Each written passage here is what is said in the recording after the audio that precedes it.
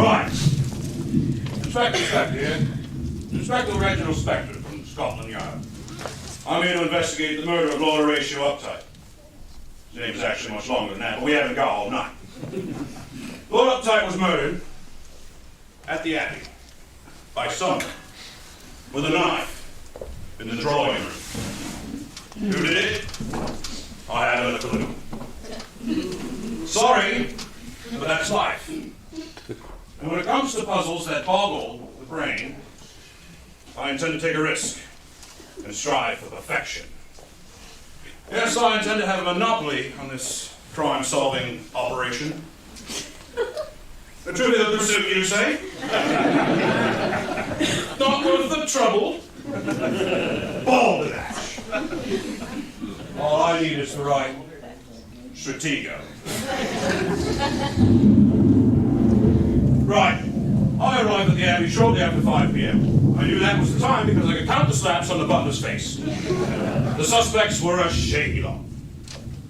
Lord Horatio's wife, now a willowy American widow. His daughter, awkward. Mr. Marcus Wainwright, thoroughly charming. Not that charming. The cook and scullery maid, truly a salt and pepper repair. They had a household on Mrs. Hughes. You could cut diamonds on her eyebrows. The butler and under butler, a veritable pair of penguins if I ever saw one. And finally, an elderly Dowager Duchess and an even more elderly nurse. Now, I'm not saying they're old, but rumor has it they once took a field trip to the Battle of Hastings. That was in 1066, you know. Blimey, learning history. Right, here they are. And one of them's a murderer. Oh, bollocks. Honestly, Mother Uptight. It's one thing to be accused of murdering my own son, but to be accused of murdering my own son by a mere inspector? Preposterous. Excuse me. I would very much like to. Oh, now see what you've done to my grammar. Split infinitives all over the rug. That'll have to be cleaned. Oh, a very large sherry, please. Very good, Marzec. Now, wait a minute. I shall do no such thing. A common constable investigating the death of an Uptight. Oh, I would have insisted upon a chief inspector, or a commissioner, or an admiral. That's the Navy, Mother Uptight. The British Navy, Daphne, is not to be taken lightly. Our finest men are out there riding the waves. It's true. So, My name, madam. Perhaps you would prefer a lance corporal. Lance, Philip, Archibald, I don't care what his name is. Oh, anything's better than an inspector. Maybe we need an Ursa Major. Ursa Major? I think you mean a Sergeant Major. Oh, Sergeant Major. Well, then what's an Ursa Major? Oh, it's a cluster of stars, girl. A constellation. A constellation? I thought that was a prize you got when you came in last. No, that's a consolation. Isn't that deep reflection or observation about something? No, that's contemplation. Isn't that a mutual reciprocal relationship between two things? No, that's a correlation. Oh, you mean like the ceremony where they make someone a king? That's a coronation. Oh, you mean like the pretty flower? That's a carnation. You mean like the little crab? Like the little crab? that's a crustacean.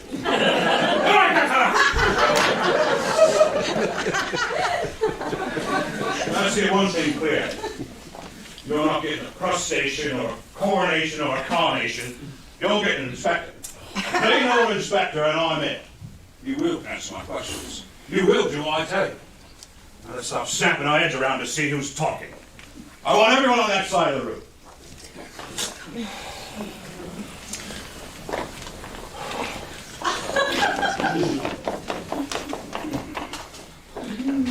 Now, I'd like to ask you a few questions about the murder of Lord Uptight.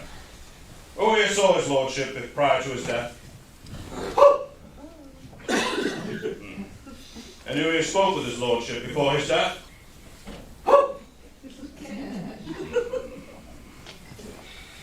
Who was with his lordship here in this room prior to his death?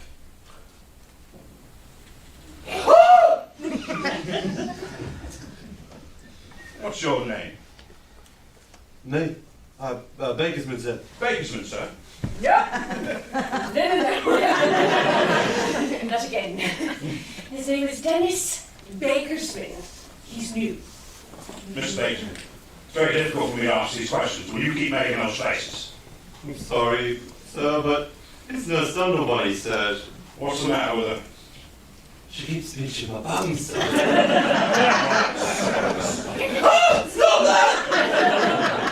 Really? Nurse Dunderby. Daphne, I'm certain in America it is common for anyone who wishes to speak down to the staff to do so, but we are in England, and Nurse Dunderby is in my employ, so if anyone is to admonish her for her impropriety, it shall be I. Really, Nurse Dunderby.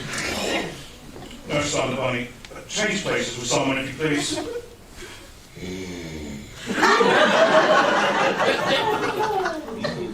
Right, where was I? Let's review. Saw him. Spoke to him. Here with him. And who was the last one to see his lordship alive? That would be me, sir. I, sir. You, Mum. No, sir. He, sir. And you are? MacDonald, sir. I am the butler of Uptight Abbey. I have been in the late Lord Uptight's employ ever since he won me from General Mortimer Thistlewhite, retired, in a particularly heated game of Pachisi. I see. And what happened the last time you saw his lordship alive? He expressed concern that his killer was nearby, sir, and then it appeared that he was shot, hit over the head with a blunt object, stabbed in the back, and poisoned. Well, that's Horatio for you. Always showing off. I see. Now, where were the rest of you when all this happened? The dining room.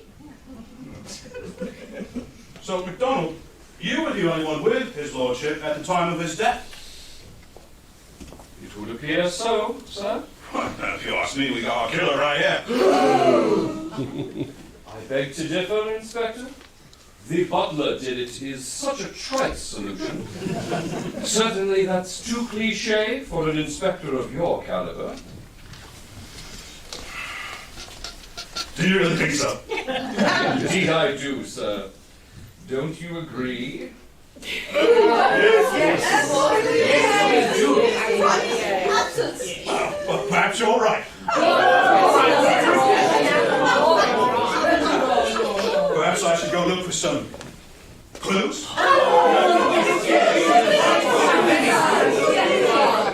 Right, you stay here, and I'll go look for some clues. Just like a real inspector.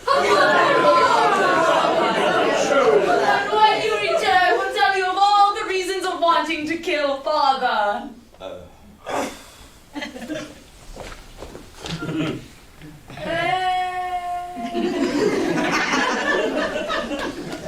I'd like to hear some of those reasons right now, if you don't mind. Inspector, I am Distraught, madam. I am distraught, madam. And I want to know what you're going to do about it, Inspector. Excuse me.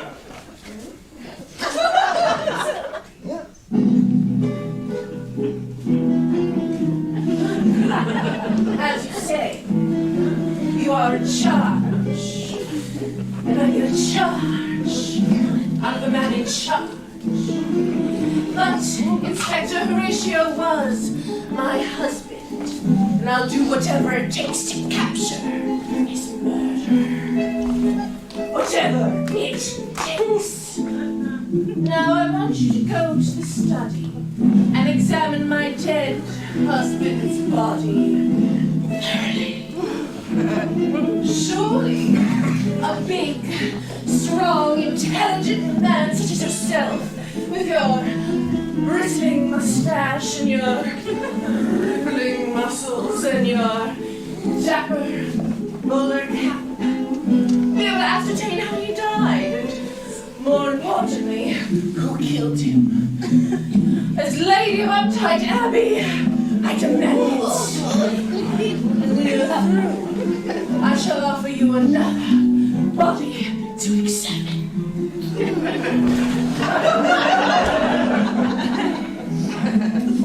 Lady Uptight, are you suggesting that I take this investigation in order to receive physical favors from you?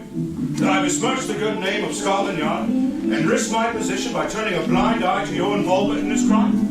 That I lie, deceive, and falsify just so that we can intertwine our bodies and commit lascivious acts of lustful carnality? Is that what you're suggesting?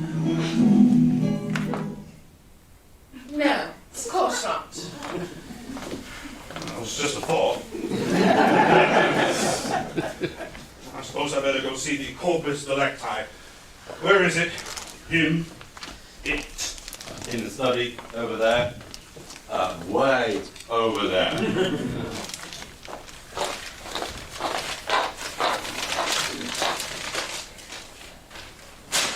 Leave this room and make a right down the main hallway. Once you pass the grand staircase, you make a left, past the library room, the trophy room, and the billiard room. Then take the first corridor on your right. Head all the way down, then take the stairway on your left. You'll now be in the armament hallway. No one involved the suits of armor. Make a right past the gilded British harness from 1520, and then take the third door on your left.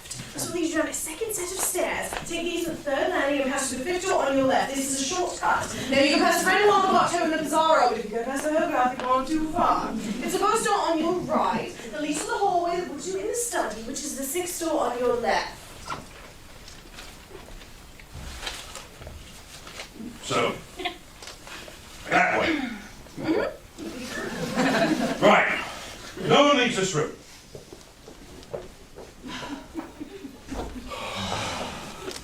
Except for me, of course. I'm leaving.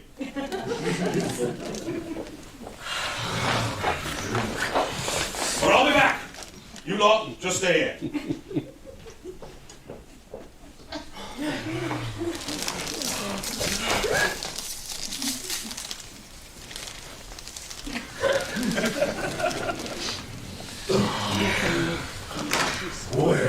Well, that Inspector Spectre doesn't have a ghost of a chance. Oh, Dumble Bunny, I've made a funny. Come laugh with me, Dumble Bunny. McDonald's Bull Sherry. Lady Daphne, you can be quite the saucy minx when you want to be. Honoria, you could learn something from your mother. I know I did.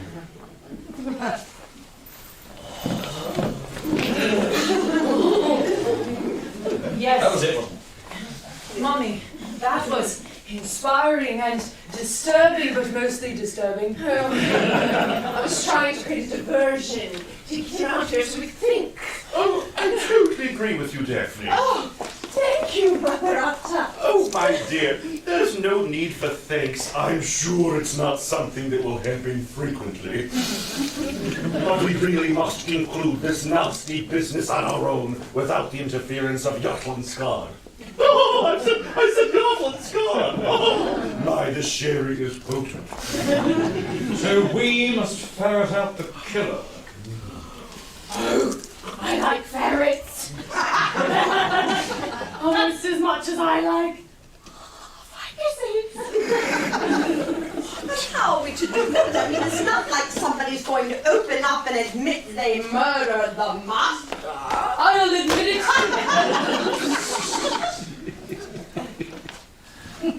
You may not realize this, but I'm an awkward girl. Father would always say to me, Honoria, you are an awkward girl. So I begged him to let me change my image.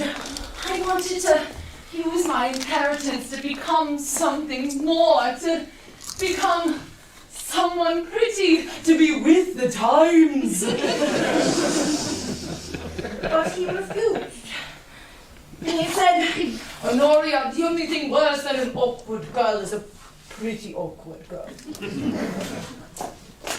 I want to be pretty awkward. I want to bob my hair and have parties with liqueur and purchase jazz recordings and drive a motor car and be pretty awkward.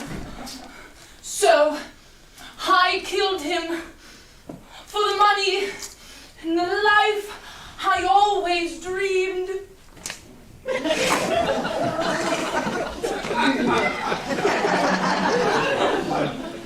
Honoria, that confession was pretty awkward. Was it?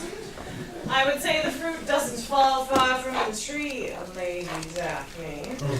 Or should I say, Daphne Jablonski, alias Daphne the Dagger, the most dangerous female assassin in Chicago, Illinois? That's a lie. It's a truth. All right, it's a true. I'm Daphne the Dagger. I was hired by an up-and-coming Chicago gangster to remove one Horatio Uptight, who had swindled him out of a gross of beef. My plan? Whining, dining, porcupine. But my plan fell apart, you see. I have this thing for no good, crummy, underhanded bums. And that was Horatio to a T. I fell in love with the big whiny luck. Before long, he had swept me off my feet into the world of Uptight Abbey. He taught me culture. He taught me refinement. He taught me that a man dressed as a woman could be hilarious. Then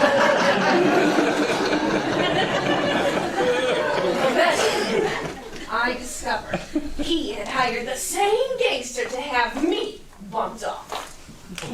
So, in order to save my own life, I did the job I was hired to do. And that is why I killed him. Ugh, what a riveting story. You Americans and your gangland fighting. Such piffle. Give me a good beer brawling football match any day. Another. I managed to find a trophy room, but where was I supposed to go from there? You escorted on your right, Inspector. Oh, thank you. Cheers. And no one leaves this room. A daughter who kills to be pretty. A mother who's a hired assassin. I mean, what's next? Perhaps a butler who doesn't know how to buttle.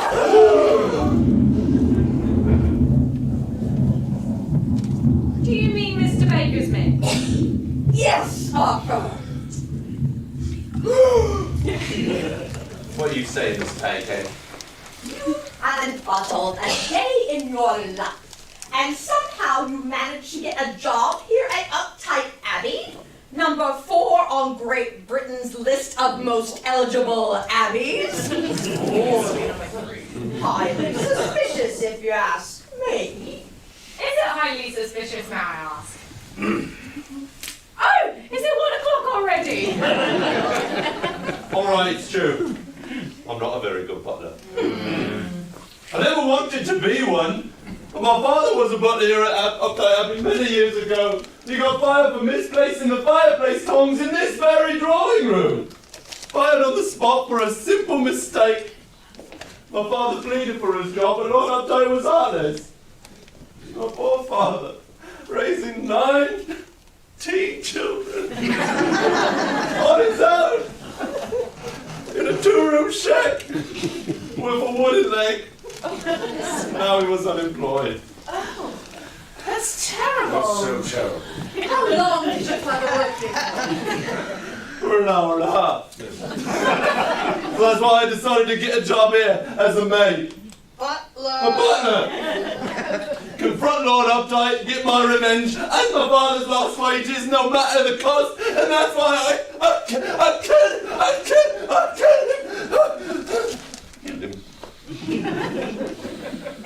For an hour and a half's worth of wages. That's ludicrous. Ludicrous, Mr. Wainwright. As ludicrous as A pipe organ? You know the one I mean. You brute. Oh, get him, baby!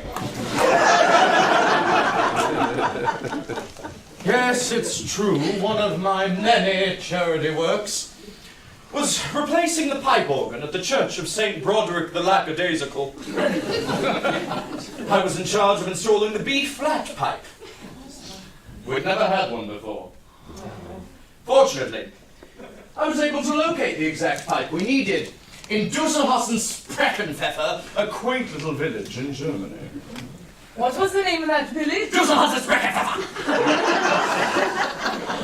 Charming. I had made arrangements to have the pipe delivered by Venetian goat cart, wrapped in Chinese silk and padded with layers of Scandinavian sparrow down. The wheels were reinforced with pure Peruvian rubber for shock absorption, and the driver was versed in 8 languages. That sounds expensive. Expressive. It must have cost a pretty penny. It did. But when the cart arrived, there was no pipe. Horatio had intercepted the cart and replaced the pipe with a bamboo tiki idol, carved to look like Queen Victoria playing the tuba. You should have heard the altar boys trying not to titter during Vespers.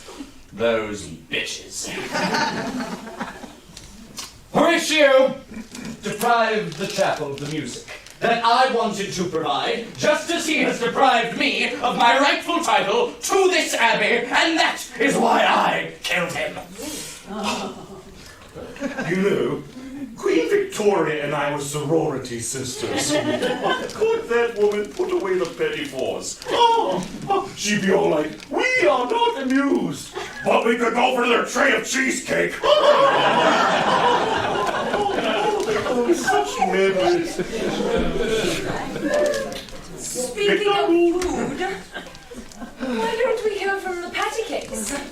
Or should I say Gladys and Fern's patty cake?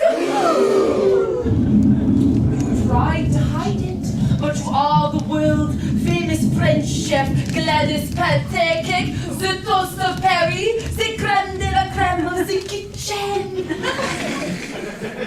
You're right! Savory! I am the famous Gladys Pate King, chef of renown, born and raised in Dijon. That if I have one flaw, it's that I love too easily. But I love too easily, and I cannot make a macaroon to save my life. So I have 2 flaws. I fell in love with the sailor, and before he went to sea, I married him. Oh, I didn't know if he would return, so I fell in love with another sailor and married him. And he went to sea in Vienna 7 times in a row. Every time one of them would sail into Dijon, I would end up married. But Dijon isn't a port city. Well, I didn't say they were good sailors. And then, one day, I received a letter I've been dreading all my married life. All 7 of my husbands were aboard the same boat, the HMS Implausible. And it went down somewhere off the coast of Africa. And who owned the boat?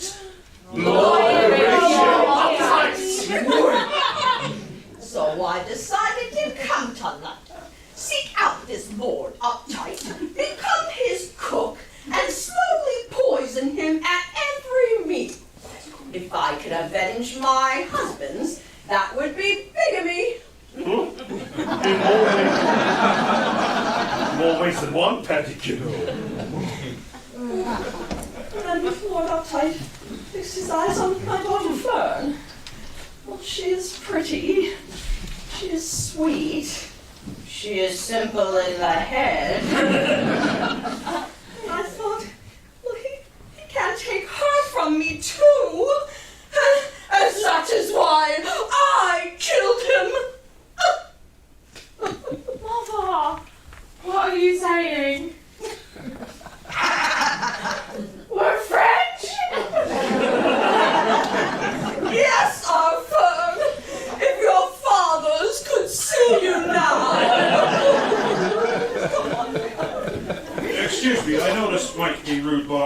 into the dining room. Dinner's still warm. Oh, that's quite all right, Inspector. Please help yourself to a glass of the wine as well. Now go to the bleeding study! And Fern, did you try to kill Daddy as well? What? Oh, no, I would never try to hurt Lord Uptight. I mean, he made me do horribly sexy things with him, but I would never try. Oh, no, you know what? Yes, I did. Anyway, let's move on, shall we? What about you, Hughes? What dark secret are you clutching to your bosom? Bosom? Just Uptight, I have nothing to hide. My life is an open abbey. Ooh. Look, my life is an open book. Is that so? Is that why Lord Horatio was going to give you the sack? No one has ever given me the sack! Well, there's your problem. All right! It's true. Lord Uptight called me into his office to tell me that my services would no longer be required in Uptight Abbey, and that I was to pack my belongings and leave first thing tomorrow morning. And why? Because he wanted to turn my bedroom into a relaxation room for himself. A room with hunting gear and sporting paraphernalia and an oversized Victrola. A kind of cave, he said, where a man can be a man. A cave in Uptight Abbey? That's what his study is for. He didn't appreciate the history of this abbey. The regal name of Uptight meant nothing to him. And if he were going to hire me, head of this household, how long would it be before he would eliminate the rest of the staff? Oh, madam, you wouldn't let that happen, would you? Oh, patty cake, baker's man. I will do whatever I please. Perhaps. Good to keep them on their toes, Daphne. You may be a real lady yet. How dare he try to take this abbey away from me? This abbey is my life. I alone keep it moving. I alone keep it perfect. I alone keep it the beacon of good taste, class, and refinement that our illustrious history requires. And all of you do some of that too. But I couldn't let him smear the name of Uptight Abbey with his dirty dealings and his torrid affairs and his rotten disposition and his cave of man stuff. That's why I killed him. It wasn't murder. It was self-preservation! I like her. She is good. You can always come work for me, Mrs. Hughes. Do you live in an abbey? Oh, an abbey. My dear, I live in a 16th century castle, dust and cobwebs for days. If you are through, you... MacDonald, you have a confession too, but I thought you said... Yes, I know, sir. I did say that it was a cliché for the butler to commit the crime. Well, I committed a crime. Well, I'm a butler. An under-butler, Mr. Bakersman, and a shabby one at that. Propriety, Bakersman. Oh. No, I committed the murder for one reason, and for one reason alone. I am desperately in love with you, madam. With me?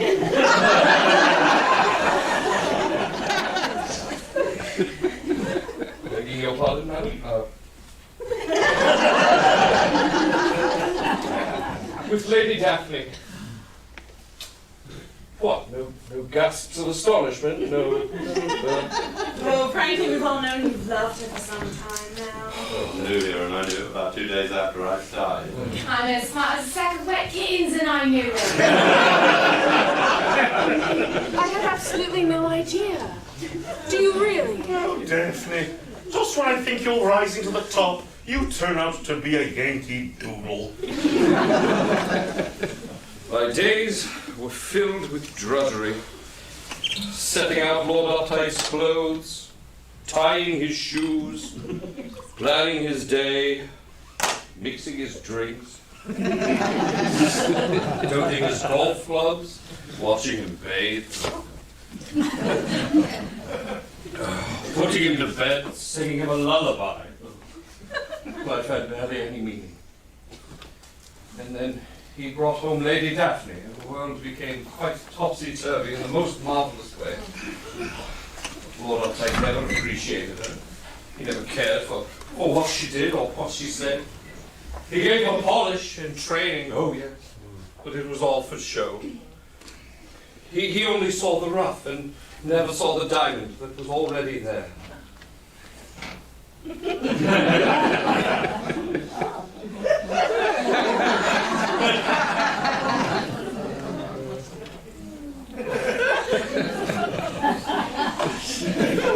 could no longer stand the way he treated her. He was smug, unfaithful, and demeaning.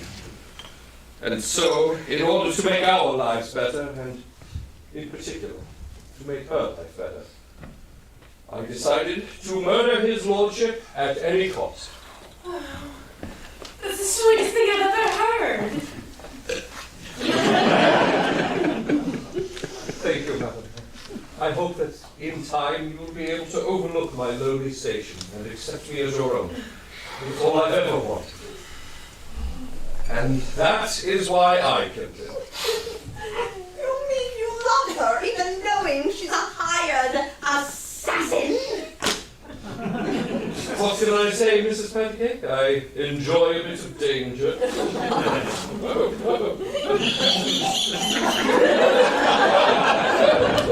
Right. That's enough of that. It took me further to find that Lincoln study. Why didn't anyone tell me this barge estate was so fast? When I got there, Lord Horatio was still alive. Scared me half to death with all this gasping and lurching. So I picked up a desk lamp and knocked him on the head. I think I might have killed him. What's going on in here? She's in the rug.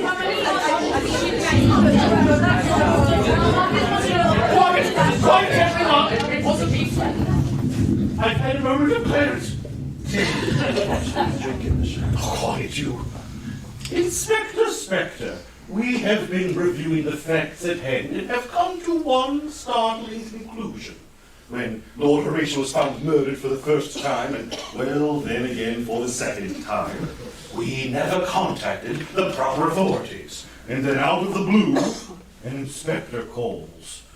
So who are you, and what really brought you to Uptight Abbey? I know.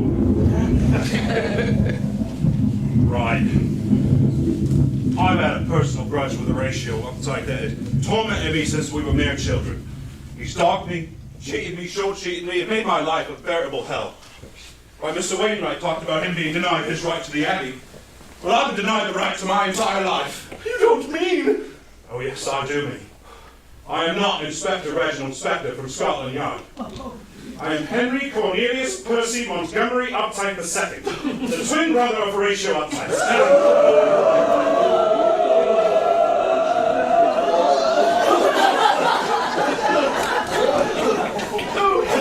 My boy, I thought you were dead. That's what Horatio wanted you to think.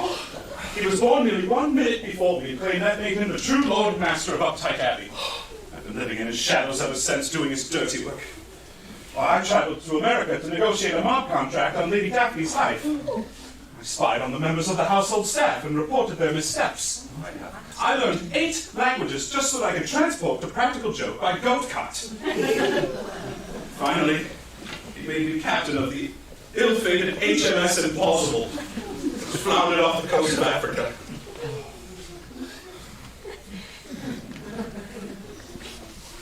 What about my story? Sorry, Honoria, no. That was just awkward. But unlike Mrs. Pattycake's unfortunate husbands, I managed to survive the ordeal, and I swore I'd get revenge on my brother. So I made my way back to England, crept into the Abbey, stole the kitchen knife and confronted Horatio in the drawing room. When he refused to allow me my place as a member of this family and, well, the money of which I was owed, I snapped him. I made a hasty exit. But I learned, as I watched from the shrubbery outside, that he was really pissed. You were as well. So I donned the disguise of a Scotland Yard inspector so I could re-enter the home and finish the job, not knowing that all of you were killing him as well. Oh, Henry, my boy, it's so good to have you back. Although, I should warn you that in your absence we did convert your bedroom into a yoga studio for Nurse Dumblebunny.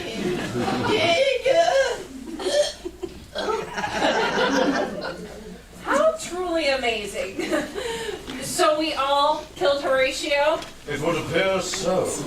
But how did he really die? I mean, which one of us really did it? Well, don't look at me, dear.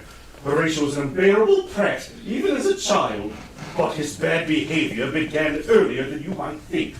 When he was born, he came out breech. All ankles and knees and shins and elbows. And at full term, he was nearly the size of a small steamer trunk. He took the wind out of my sails for weeks. To ride around on the back of Nurse Dumblebunny. I rode side saddle, like a lady. And despite my best efforts to expose him to ruthless diseases, such as measles, mumps, scarlet fever, rheumatic fever, tuberculosis, halitosis, influenza, and bubonic plague, nothing would rid me of my petulant progeny. So I did what any good mother would do. I planted a time bomb in his dressing room.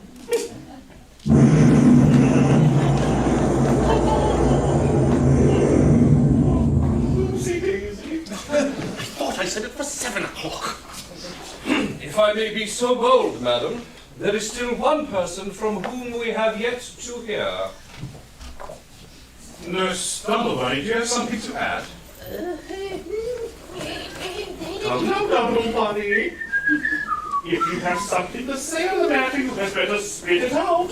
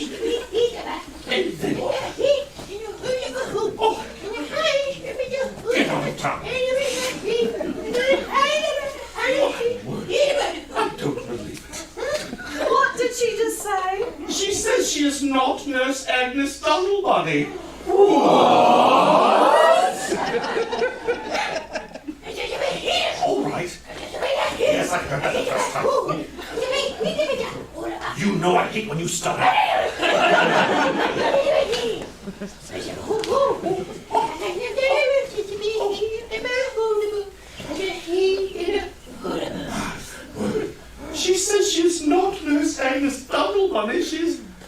Oh my, I'm at a loss for words. Well, that's a peculiar sensation. Now that's something. So, who is this non-Dumblebunny person really? I'm not Agnes Dumblebunny. I am Brian Townsend, author of this play!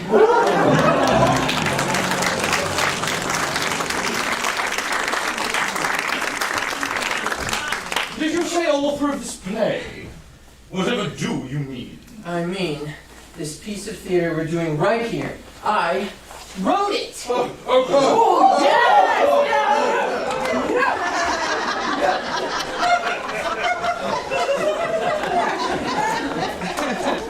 But I have to admit, I'm done. I have no idea where to take this thing next. So you murdered Lord Uptight? I guess you could say that. I wrote that he'd been killed, so I guess that means I murdered him. Or maybe he committed suicide! Nah, that's too hard to explain. Or maybe he did! No, I'm kidding. I love the whole gasping thing. You guys are hilarious. Excuse me, Mr. Townsend. You you mean to say that you are responsible for all that has happened here tonight at Uptight Abbey? In a manner of speaking, yes. So you devised this plot, arrived here in the guise of Nurse Dogglebody, proceeded to murder Lord Uptight, and attempted to lead the rest of us to take the blame. I guess you could say that. I mean, playwright's privileges, right? It all comes out of my head. I mean, we could have taken this story anywhere. For instance, Lady Daphne could fall in love with the long-lost Henry, and no one would know the difference between him and Horatio. And Honoria could decide that Marcus isn't the man for her and become a nun.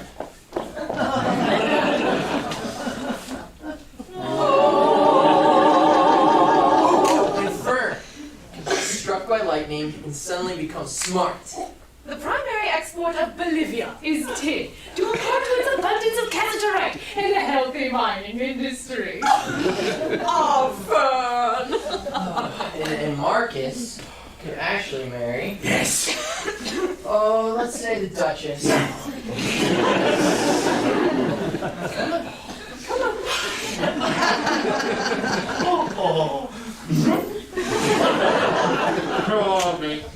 And what about the rest of us? Oh gosh. Let's see.